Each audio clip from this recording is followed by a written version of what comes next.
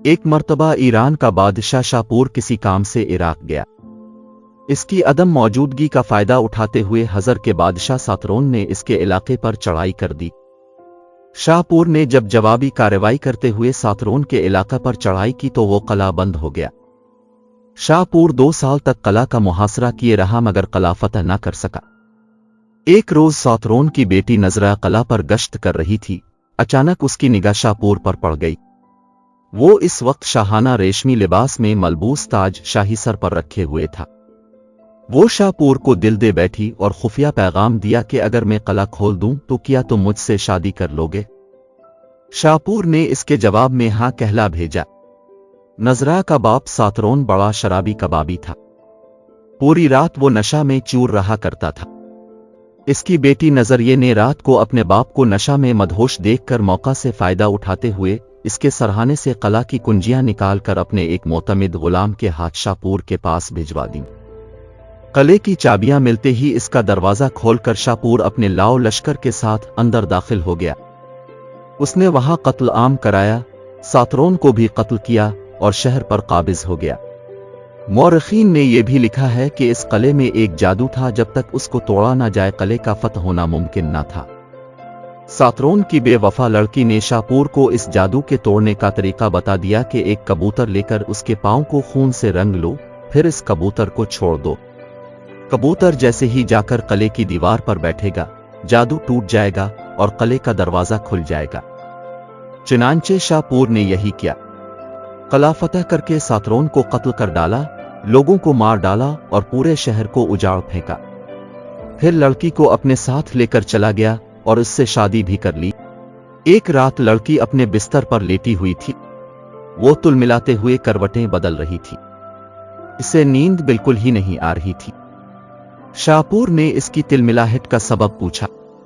नजरा कहने लगी कि शायद मेरे बिस्तर में कुछ है जिसके बाइस मुझे नींद नहीं आ रही। शाहपूर ने क्षमा मंगवाकर बिस्तर को टटोला तो इत्तेफाक से इसमें से एक तिनका निकला। शाहपूर इस नजाकत को देखकर हैरान रह गया कि इतने छोटे से तिनके के बिस्तर में होने की वजह से इस शहजादी को नींद नहीं आ रही है। चुनांचे पूछा, इस मामूली से तिनके के सबब तेरी नींद खराब हो गई? अच्छा ये तो बताओ कि तेरे बाप ने तेरे आरामो आसाइश के लिए क्या इंतजामात कर रखे थे? नजरा ने जवाब में कहा, मेरे बाप ने मेरे लिए नर्म रेशम के बिस्तर का बंदोबस्त कर रखा था। मुझे बारीक नर्म रेशमी लिबास पहनाता था, नलियों का गूदा और मक्खन खिलाया करता था, खालिस शहद और सिर्फ अंगूरी शराब पिलाया करता था। और नजरा थी भी ऐसी कि अच्छी ग़िज़ाओं के बाइस हसन और जमाल का पैकर बन चुकी थी।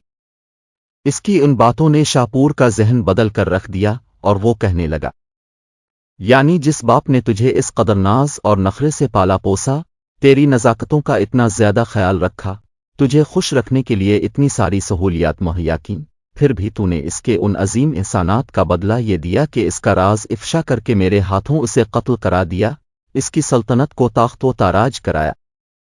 जब तूने अपने बाप के साथ इस कदर बेवफाई का सबूत दिया तो मुझे तुझ जैसी बेवफा लड़की से क्या उम्मीद रखनी चाहिए?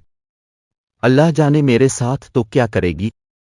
चुनांचे शाहपूर ने इसी वक्त हुक्म दिया कि इस बेवफा लड़की के बालों की चोटियां घोड़े से बांध दी जाएं और घोड़े को बेलगाम छोड़ दिया जाए। हुक्म की तामील हुई, घोड़े से इसकी चोटियां बांध दी गईं। घोड़ा बिदका और जोर से उछलते कूदते हुए भागने लगा, इसकी टापों से चोटें खाते हुए। नजरा का जिस्म जख्मी हो गया और मर गई। अरब मौरखीन ने इस वाक़े का तज़किरा किया है और अरब शोरा ने भी इस वाक़े को नज़्म किया है। ये वाक़या जवानी की दहलीज पर कदम रखने वाली उन लड़कियों के लिए दर्स इबरत है जो जज्बात में डूबकर बगैर सोचे समझे वालिदैन की इज्जत खराब करते हुए गलत कदम उठाने से गुरेज नहीं करती, किसी की बातों में आकर गलत कदम उठा लेती हैं। फिर उनका मुस्तकबिल तारीक हो जाता है और फिर ना तो ससुराल वालों से इज्जत मिलती है और न घर वालों से। अभी कुछ ही साल कबल एक मरूफ रोजनामे में यह खबर शाये हुई थी। लव मैरिज करने वाली लड़की को दारुल अमान से अदालत ले जाते हुए गोली मार दी गई। नमाज जनाजा में ना मैके वाले शरीक हुए और ना ससुराल वाले। और नीचे जो वो सब्सक्राइब का बटन है ना, उसको हिट करो, जल्दी से करो। Subscribe subscribe subscribe.